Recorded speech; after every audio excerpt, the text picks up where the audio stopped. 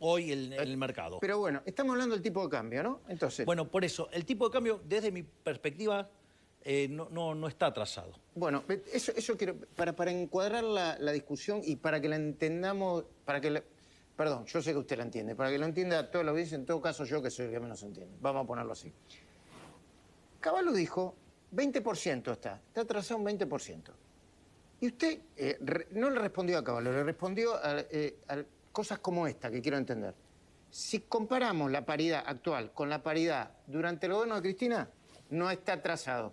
Si la comparamos contra el gobierno de Macri, no está atrasado. Si lo comparamos contra la tablita de Martínez II, no está atrasado. Si lo comparamos con el fin de la convertibilidad en la Argentina, tampoco está atrasado. ¿Qué cuenta hace? A ver, voy a... ¿Es correcto lo que yo le...? En primer lugar, me parece una vergüenza la declaración de Caballo. Opa. Digamos, y me sorprende, para mal,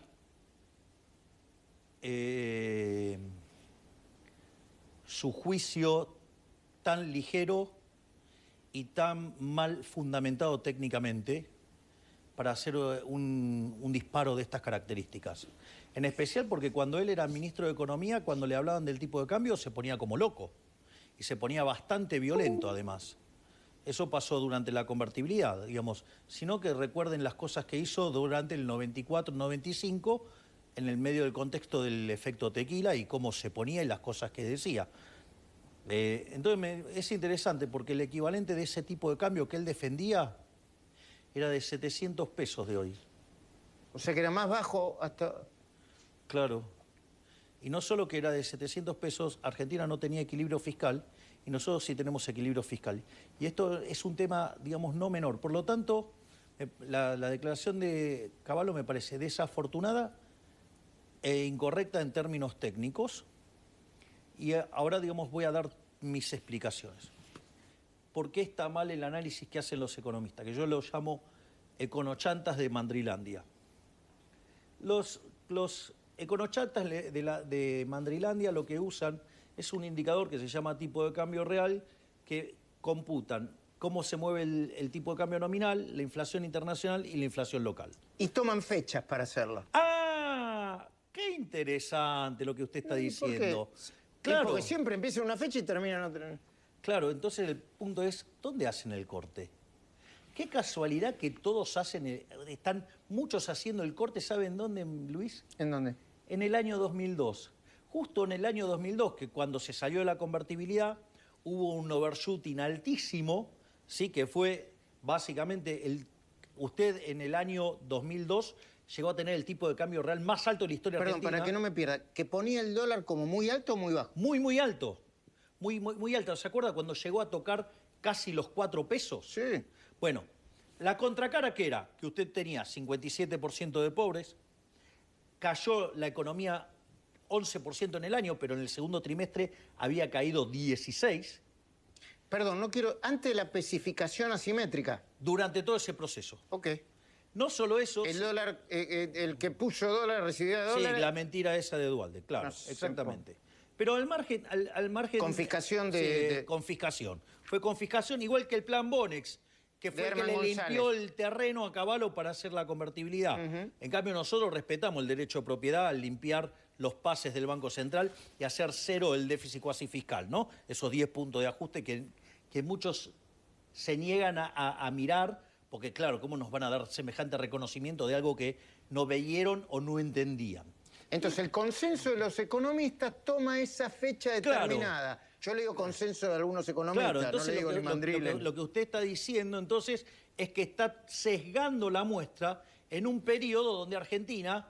A ver, ¿qué es lo que pasa? Si usted va a invertir en un lugar y los gobernantes de ese lugar son un mamarrocho y que no respetan los derechos de propiedad, ¿usted va a querer invertir o rajar? Rajar. Y bueno, eso es la Argentina... digamos, kirchnerista, digamos, de... Está bien, presidente, pero entonces, si no leo mal, usted me está diciendo que el dólar no solamente está bien como está, sino que... No, yo lo que estoy diciendo es esto. Digo, porque quiero ir por partes, porque yo quiero demostrar por qué está mal lo que dicen los economistas, por qué está mal la herramienta que utilizan y cómo se tiene que mirar el tipo de cambio real y que se van a dar cuenta entonces que no hay atraso. Ok.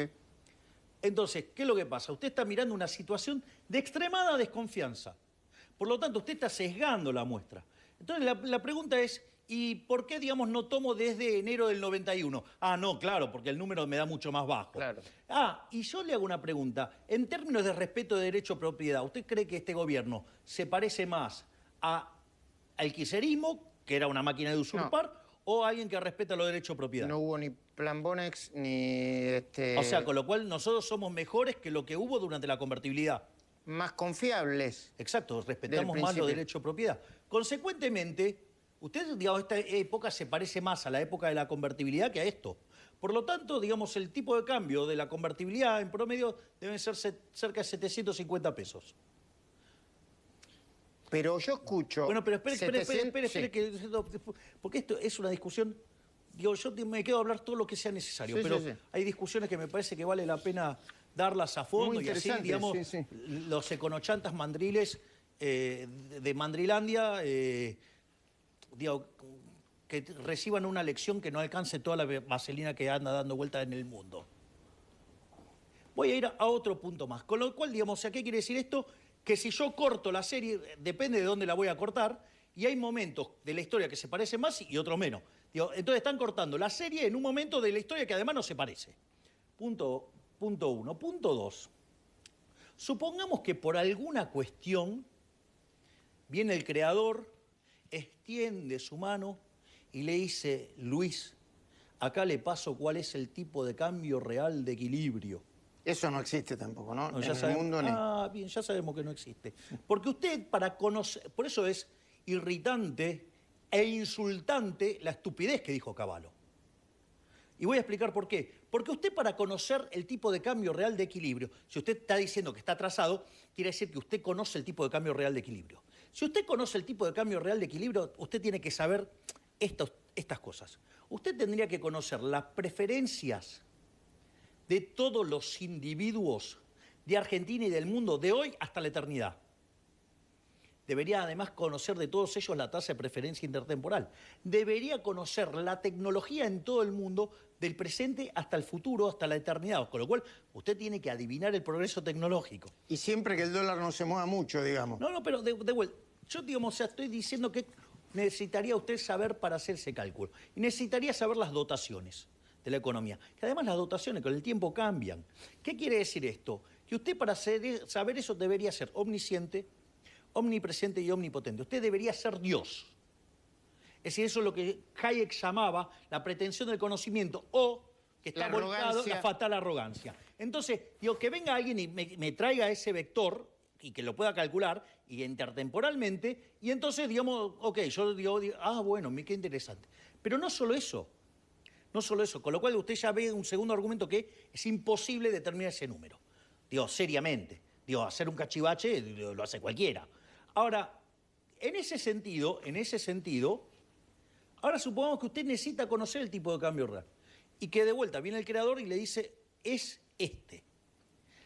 Supongamos lo siguiente, no, es el de, no sé, por decir algo, el del año 2007, por decir algo, o podría ser el del 97 o el que usted quiere.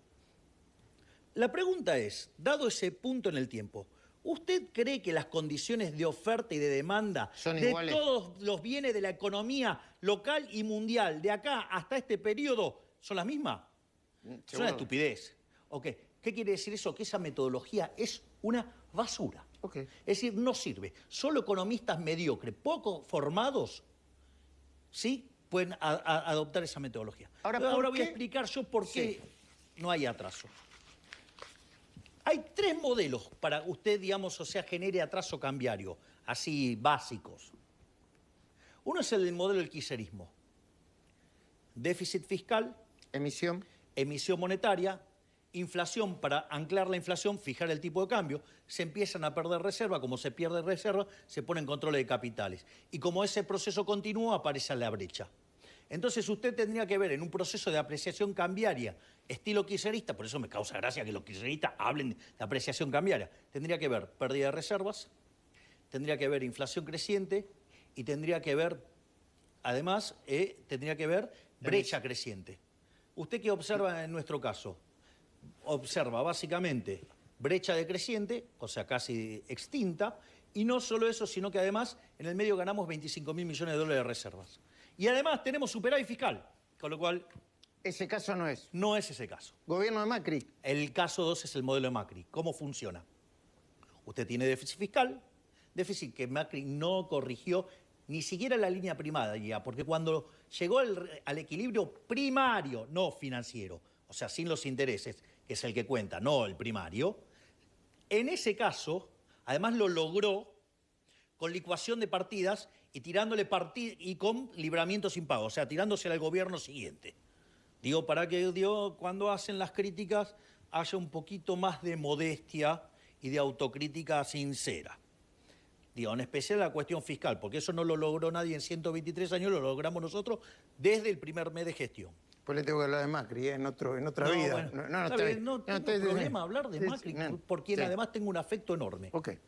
Independientemente de que las críticas puedan ser válidas o no, pero están dentro del debate. Okay. Dentro de los códigos del debate. Bueno. Gobierno de Macri, además pagando deuda. ¿Cómo era? Déficit fiscal. Endeudándose. Se endeudaba. Entonces usted traía los dólares y le caía el tipo de cambio. Entonces le apreciaba la moneda. En nuestro gobierno, obviamente, tenemos equilibrio fiscal, pero no solo, o sea, superávit primario, equilibrio fiscal, sino que además nosotros hemos cancelado 30.000 millones de dólares de deuda. Con lo cual, ese modelo no es.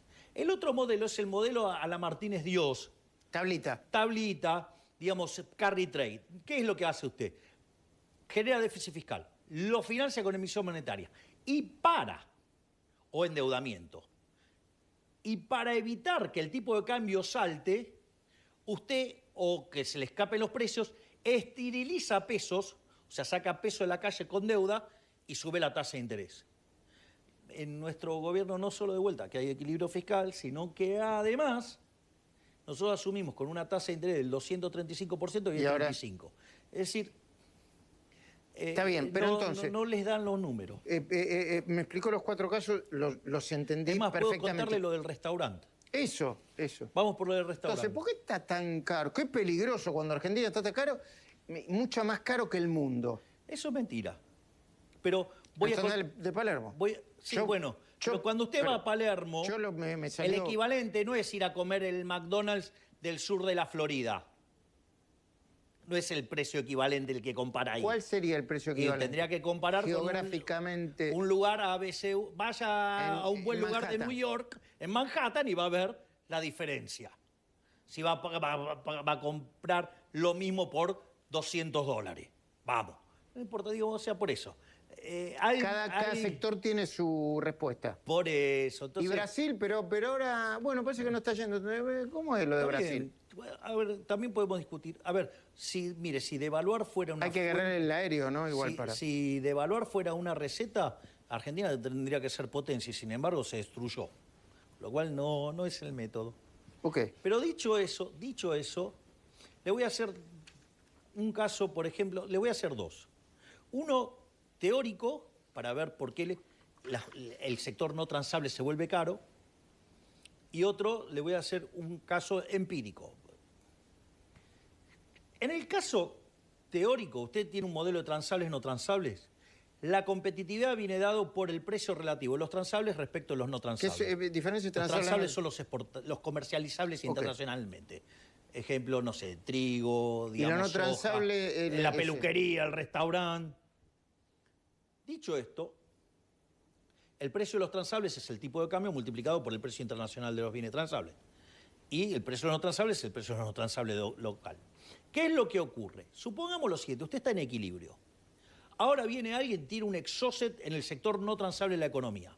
Le rompe la mitad de la oferta. Quiere decir que la oferta se contrae. Cuando la oferta se contrae, ¿qué pasa con los precios? Suben. Dada la demanda, los precios suben. En la lógica de este modelo, a usted se le apreció el tipo de cambio. Entonces, ¿qué es lo que le está diciendo? En realidad, los no transables están caros, usted tiene que invertir ahí. ¿Para qué? Para recomponer la situación de oferta. Digo, es un resultado natural. Si usted en el medio le aparecen estos mandriles, econochantas, imbéciles que piden devaluación, lo que usted está rompiendo es la confianza, la asignación de recursos. Porque lo que le está marcando es que usted tiene que asignar recursos ahí. ¿Y usted por qué cree que lo hacen? ¿Porque apostaron y perdieron? Hay varios, hay muchos porque apostaron y perdieron, entonces... ¿Apostaron de la suya? Bueno, algunos economistas de hecho se timbiaron arriba de 1500 y le fue muy mal. Ah. Eso es ¿Sí? algunos... ¿Usted lo sabe? Sí, claro, obvio. Que hay economistas argentinos que le gusta este tipo de cosas y entonces después van a televisión y ponen, digamos, voz sepulcral diciendo que el tipo de cambio se tiene que ir por arriba porque, digamos, o sea... Están perdiendo... Estaba timbiado, exacto. Digamos, estaba comprado arriba de 1500. Entonces, digamos, con el 1500, digamos, todo el diferencial se la llevaba toda. Como se fue abajo, perdió la del campeonato mundial. Digamos, es más caro que los burros. Los que no. Ese, digamos... Después usted tiene otros que son unos sátrapas, unas sanguijuelas. Digamos, ese término lo usó Lilia hace unos días, es buenísimo, sanguijuela, chupasangre. Que, por ejemplo, viven del dinero de fundaciones internacionales. Entonces, esa gente, por ejemplo... Cobran en moneda fuerte. Claro. Entonces, ¿qué pasa? En el año 2002, cuando todos éramos miserables, esos tipos tenían una vida maravillosa. Esos tipos sueñan con volver a ese momento. Bueno, digamos, la contracara era que usted tenía a los argentinos destruidos por la pobreza. Bueno, ese no es nuestro modelo. Además, después usted tiene... Pero no tienen los argentinos que disfrutaron y disfrutamos de la paridad de la convertibilidad y sienten que en cualquier momento se viene algo... Pero ¿por qué se cayó la convertibilidad? ¿Por qué? Porque no tenía equilibrio fiscal. Porque el endeudamiento estaba volando y sin embargo nosotros, el endeudamiento estaba en 90 y pico % del PBI y cayó a 40 y pico. O sea que no tenemos que estar agarrados en cualquier momento bien... Mire el paralelo. Si tuviéramos problemas, digamos, el paralelo, digamos, sería un descontrol. Ok. Pero fíjese, porque esto es interesante. Después tiene otros economistas, que son los delincuentes que laburan para los que quieren romper los salarios de los argentinos. O sea, en lugar de competir, quieren destruir el salario de los argentinos... Y mantener la rentabilidad... estratosférica. Entonces tienen economistas que escriben para ellos. Entonces tienen informes, ¿sí? Digamos, donde promueven este tipo de cosas. Donde, es más, en algunos casos esos informes además lo escriben gente que está vinculado a estas fundaciones que gana dinero y que necesita que los argentinos seamos pobres para que ellos sean magnates. Yo más de uno me lo estoy mirando, estoy haciendo toda la... No importa, si quiere después le paso el listado de quiénes son. Pero no importa, o sea, digamos,